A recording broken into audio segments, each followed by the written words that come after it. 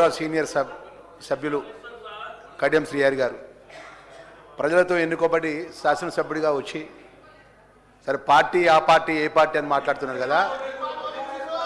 TRS party వాళ్ళు ప్రభుత్వంలో అధికారంలో ఉన్నప్పుడు అన్న చెప్తాను ఒక్క నిమిషం అన్న వారు అధికారంలో ఉన్నప్పుడు ప్రభుత్వంలో ఉన్నప్పుడు కాంగ్రెస్ పార్టీ శాసనసభ్యులను తీసుకొని మంత్రులుగా ప్రమాణ స్వీకారం చేసిన అధ్యక్ష వాళ్ళు.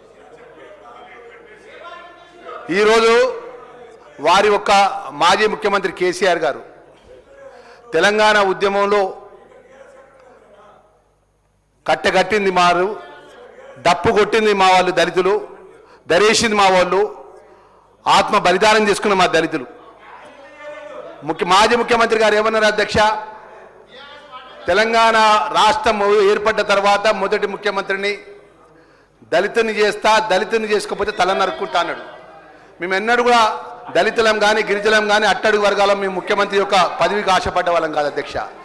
గౌరవం మా గౌరవాన్ని ప్రభుత్వం కానీ ప్రభుత్వంలో పెద్దలు మా గౌరవాన్ని గుర్తించాలి. ఆ ఇంద్రమ్మ తల్లి ఏదైతే కాంగ్రెస్ పార్టీలో మా గౌరవాన్ని గుర్తించే విధంగా మా పేదవాళ్లకు కాంగ్రెస్ పట్ల అండగా ఉదే విధంగా ఉన్నటువంటి సందర్భంలో పట్ల మరి వారు ఉద్యమంలో వారే మాట్లాడిన అధ్యక్ష దళితుని ముఖ్యమంత్రి చేస్తా అన్నారు. అదే అధ్యక్ష తల నరుక్కుంటా అన్నారు. అదేవిధంగా వారి ప్రభుత్వంలో ఉన్నటువంటి మంత్రి ఏదైతే రాజయ్య గారిని ఎలాంటి కారణం లేకుండా బర్తరఫ్ చేసిన అధ్యక్ష. అదేవిధంగా 2014 నుంచి 18 వరకు మా శాసనసభ్యుడిగా ఉన్నటువంటి సంపత్ కుమార్ను, మా శాసనసభ్యుడిగా ఉన్నటువంటి వెంకరెడ్డి గారిని ఓన్లీ వెల్లో ఉండి అప్పుడు ఏదైతే బడ్జెట్ మీద ప్రసంగం జరుగుతుంటే ఆ బడ్జెట్ సంబంధించిన కాగితాలు చింపేసే సందర్భంలో పట్ల శాశ్వతంగా ఒక దళిత శాసనసభ్యుని ఈ సభలో వారి ప్రభుత్వంలో శాసనసభ సభ్యత్వాన్ని రద్దుపరిచిన వారి అధ్యక్ష. అదేవిధంగా డాక్టర్ బిఆర్ అంబేద్కర్ గారి యొక్క జన్మదినం అయితే అధ్యక్ష డాక్టర్ బిఆర్ అంబేద్కర్ జన్మదినం అయితే అధ్యక్ష ఏదైతే హైదరాబాద్ మహానగరంలో అంబేద్కర్ గారి జయంతికి ముఖ్యమంత్రి హోదాలో మాజీ ముఖ్యమంత్రి కేసీఆర్ ఎప్పుడు వచ్చి దండేరే అధ్యక్ష. ఆ విధంగా మా ఒక వర్గాన్ని, మా దళితులను, మా గిరిజనులను, మా ఆదివాసులను అవమానపరుచుకుంటూ ఈరోజు పాడి కౌశిక రెడ్డి ఏదైతే ఆయన చేసినటువంటి బాడీ లాంగ్వేజ్ ఒక సీనియర్ శాసనసభ్యుడిపై ఆ వీడియో నిజంగా ఆ వీడియో సభ ముందు చూస్తే అందరూ సభ మొత్తంగా ఎవరు తెలంగాణ ప్రజలు కూడా తలవంచుకుంటారు అధ్యక్ష. ఆ విధంగా ప్రవర్తించినటువంటి పాడి కౌశిక్ రెడ్డిని శాశ్వతంగా ఈ సభ నుంచి ఆయన శాసనసభ్యత్వం రద్దుపరచాలని చెప్పి మా సభ్యులంతా ఏదైతే డిమాండ్ చేసిన అంశాన్ని కూడా మేము ముందు పెడుతూ అధ్యక్ష దయచేసి ఈ విధంగా దళితుల మీద చిన్న చూపు చేసుకుంటూ దళితులను సంపుతాన్ని బెదిరిస్తూ ఆయన ఆభావజాలాలు ఏ విధంగా ఉన్నాయి అధ్యక్ష సభ్యులందరూ మాట్లాడినారు అధ్యక్ష. ఆ విధమైనటువంటి ఏదైతే బాడీ లాంగ్వేజ్ ఆ విధమైన ఆవజాలను ఒక దళితుల మీద గిరిజనుల మీద ఆయన మొదటి నుంచి అధ్యక్ష ఒక చులకన భావనతో మాట్లాడుతాడు అధ్యక్ష. పక్కనే హరీష్ రావు ఉంటాడు, పక్కన కేటీఆర్ ఉంటారు, పక్కన పల్లెరాజేశ్వరరావు ఉంటాడు, పల్లె జగదీష్ రెడ్డి గారు ఉంటారు, అందరు ఉంటారు అధ్యక్ష. టీఆర్ఎస్ పార్టీ నాయకులు చెప్పచ్చు కదా అధ్యక్ష, కొత్తగా ఎన్నికబడ్డవా ఒక సీనియర్ సభ్యుడు మాట్లాడుతుండు మర్యాదగా మాట్లాడని చెప్పచ్చు అధ్యక్ష. ఆ విధంగా మాట్లాడతాడు అధ్యక్ష, అవమానపరుస్తూ మాట్లాడదు అధ్యక్ష. ఆ అభావాలు అట్లుంటాయి అధ్యక్ష. ఏం తప్పు చేసినాం అధ్యక్ష? మేము మాకు ప్రజలు ఓట్లేసారు కదా అధ్యక్ష, ప్రజలు శాసనసభ్యుడిగా మమ్మల్ని దళిత వర్గం కలిసి మమ్మల్ని పంపించారు కదా అధ్యక్ష. మా సీనియర్ నాయకుడిని ఏదైతే కడియం శ్రీహరి గారిని ఆ విధంగా అత్యంత బాధాకరంగా సర్వసభ్య అవమానపరుచుకునే విధంగా ఆ బాడీ లాంగ్వేజ్ చేసినటువంటి పాడి కౌశిక్ రెడ్డిని ఆయన శాసనసభ సభ్యత్వాన్ని రద్దుపరచాలని చెప్పి మీ ద్వారా సభను కోరుతున్నా అధ్యక్ష. ప్రకాష్ రెడ్డి గారు. కృతజ్ఞతలు అధ్యక్ష. ఇక్కడ 2 విషయాలు మనం స్పష్టంగా సభ దృష్టికి తీసుకురాదలుచుకున్నాడు అధ్యక్ష.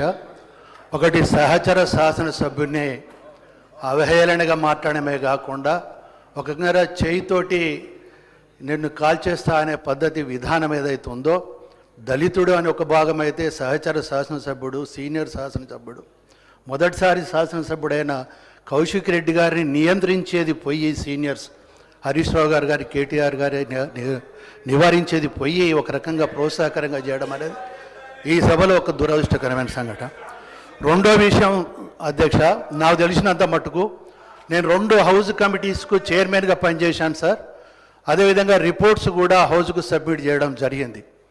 నాకు తెలిసినంత మటుకు ఏంటంటే హౌస్ కమిటీ అనేది హౌస్కు రిపోర్ట్ సబ్మిట్ రికమెండేషన్ చేస్తుంది. చేసిన తర్వాత గవర్నమెంట్ నిర్దిష్టంగా దాని మీద చర్యలు తీసుకోవాలని ఎక్కడ కూడా సక్రమంగా లేదు అధ్యక్ష. అదే సిబిసిఐడి ఎంక్వైరీ ఏదైతే ఉందో చట్టపరమైన వ్యవస్థ, అది మొత్తం పూర్తిగా ఎంక్వైరీ చేసిన తర్వాత దాంట్లో వచ్చిన వాస్తవాలను దృష్టిలో పెట్టుకొని వాళ్ళు కేసులు పెట్టవచ్చు, చర్యలు తీసుకోవచ్చు, అన్ని విధాలు ఉంటుంది. మరి సీనియర్ శాసనసభ్యులైన ఇద్దరికి, ముఖ్యంగా హరీష్ రావు గారికి ఈ చిన్న విషయం తెలియదని చెప్పి నేను అనుకోవడం లేదు. హౌస్ కమిటీ కన్నా సిబిసిఐడి అనేది ఒక చట్టబద్ధత ఉన్నది. తప్పకుండా తప్పులు తేలినప్పుడు చర్యలు తీసుకుంటారు వాళ్ళు. ఇప్పటికైనా దయచేసి హౌస్కు సహకరించాలి అని చెప్పి, వాస్తవాలు తెలుసుకోవాలని చెప్పి ఈ సందర్భంగా నేను విజ్ఞప్తి చేస్తున్నాను మీ ద్వారా. గౌరవ మంత్రి అజరుద్దీన్ గారు. स्पीकर सर, एक बार जब चीफ मिनिस्टर जब बोल चुके हैं कि सीबीसीआईडी इंक्वायरी होगी तो उसके बाद कोई बात ही नहीं रहती, क्योंकि जहाँ तक है मैं सोचता हूँ कि कल जो बहस हो रही थी, जब विवेक साहब हमारे मंत्री साहब के जब बात कर रहे थे और उनके ऊपर इंक्वायरी करो बोल के जब वहाँ पे लोग कह रहे थे, तो